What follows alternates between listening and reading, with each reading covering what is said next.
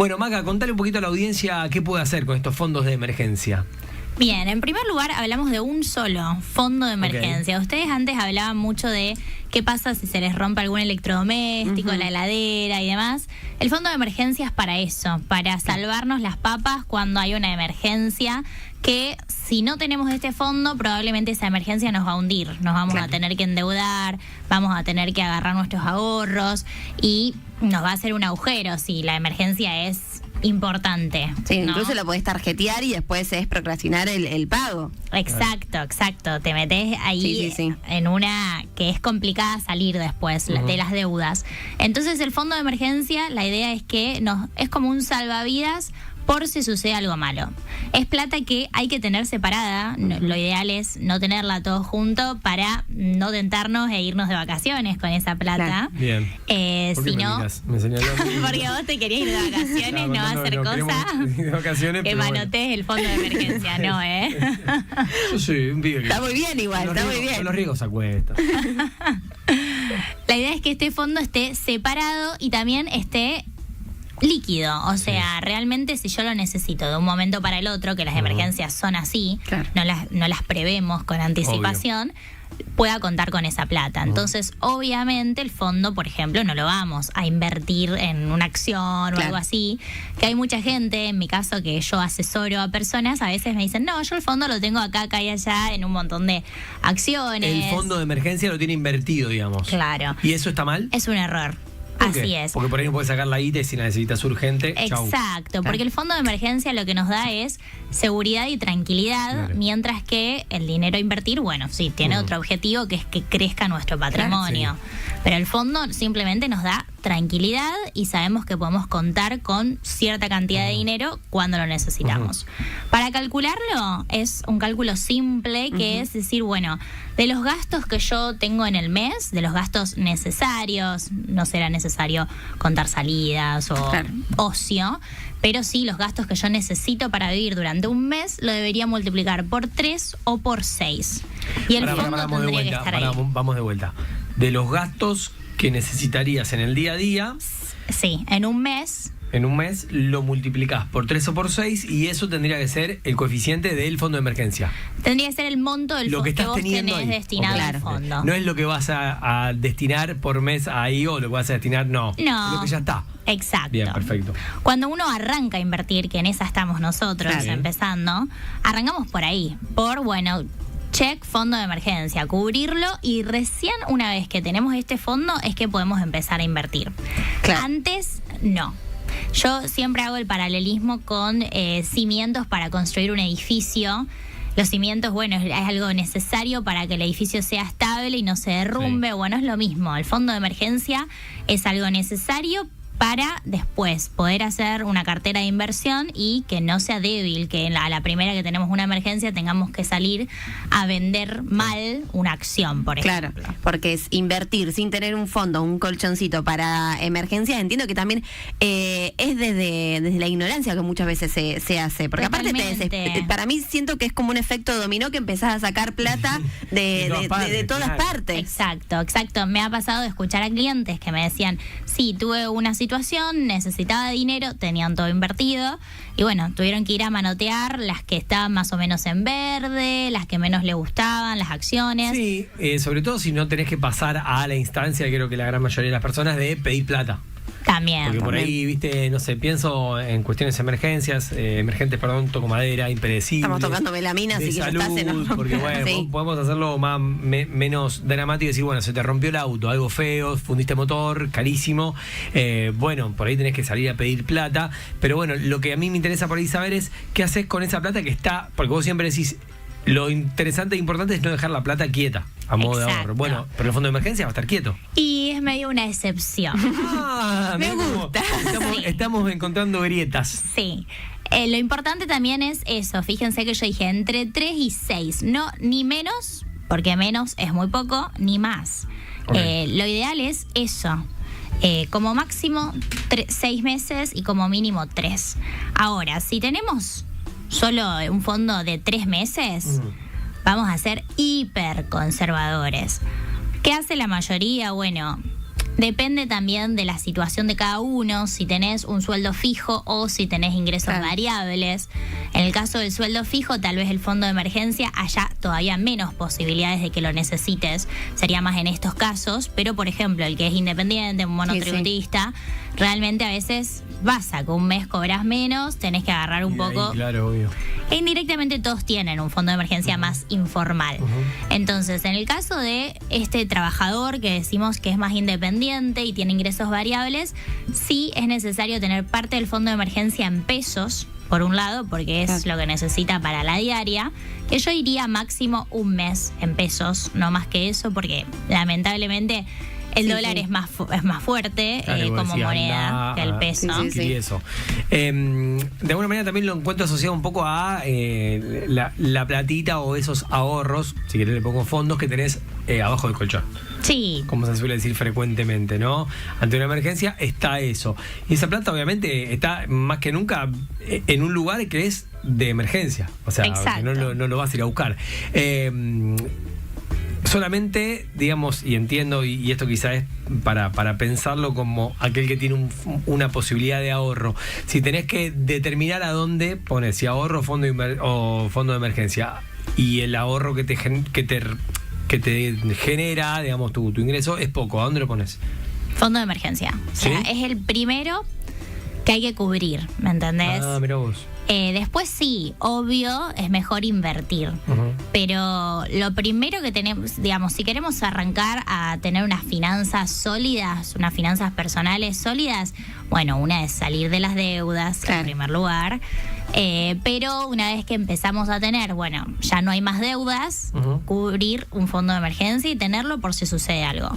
Una vez que ya lo armamos, sí empezar a invertir, que es lo que realmente va a hacer crecer a nuestro patrimonio, es lo que decía antes. Sí. Pero sí. ¿Y tenerlo en peso o si podés comprar dólares, qué recomendás?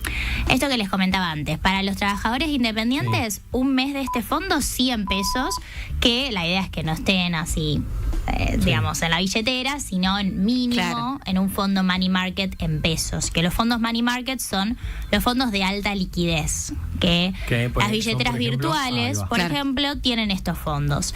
Después, en las distintas casas de bolsa que nombrábamos la otra vez, los brokers también van a tener estos fondos y generalmente rinden un poquito más. Rinden un poco más que por ejemplo, que las billeteras. Exacto, sí. Pero también solo los podés operar en horario de mercado. Bien, que es de lunes a viernes, o sea, días hábiles, si hay feriados tampoco, y de 11 a 17 horas. ¿Y se llaman también así fondo de emergencia o no? No, fondos comunes de inversión, money market. Money market, lo de mercado de dinero, Bien, perfecto. Es el más líquido de todos, el más conservador, siempre es positivo. Entonces, solo sirve para este dinero, para invertir bien. No, hay otras alternativas mejores. Claro. Imagino que también debes tener consultas, Maca, de que pensamos a veces que no nos alcanza o que no vemos posible tener ese fondo si llegamos a veces muy justo, pero entiendo también que debe ser importante empezar por lo poquito o organizarse un poquito mejor y empezar por ese lado, y ahí vamos a empezar a ver resultados, ¿no? Exacto, tal cual. Siempre hay que, o sea, no hay que matarse en sí o sí tengo que ahorrar a partir de, no sé, 100.000 pesos.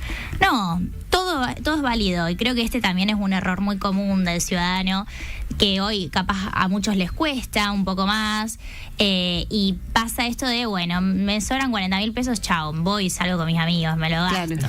No lo ahorro, ya fue. Y bueno, pero si hacemos 40.000 por varios meses, vamos a ver que genera algo, y es un avance, que eso ya es un montón. El estar, o sea, yo siempre digo, así sea muy poquito, así sea que pueda aportar 10.000 pesos por decir algo, háganlo, porque es un avance y nos termina motivando un poquito más a seguir, y no es el abandoné todo y ya fue. Sí. Lo mismo. Sí, porque viste, a veces pasa que llegas a fin de mes un poquito más sobrado que otros meses y decís, bueno, ya fue, hago este plan que capaz que no lo iba a hacer. Pero después, si capaz podés hacer un plan, pero un poco menos costoso, y te ahorrás, no sé, 50.000, 60.000 pesos, a la larga ves los resultados. Exacto. Es como el chanchito de las monedas. Así es, tal cual. Que ya, sí. pasaron quedó las obsoleto. monedas.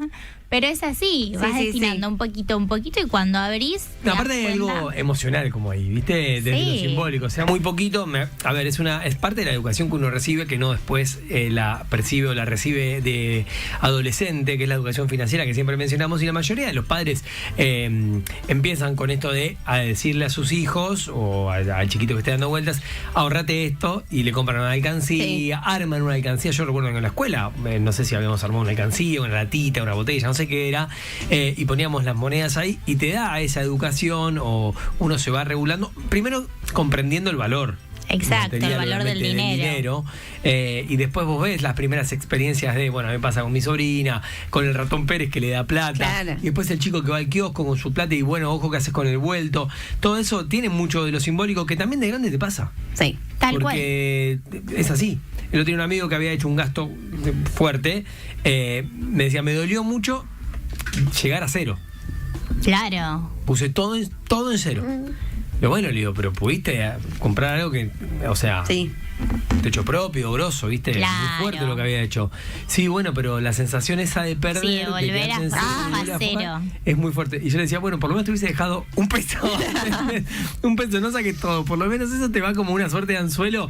Bueno, lo voy a morder y voy a ver a dónde me lleva esto, pero porque hay mucho de esto también, sobre todo las personas que no somos tan habitué o nos gustan tanto los números o las finanzas. Creo que hay mucho de eso, de encontrar como una suerte de la zanahoria.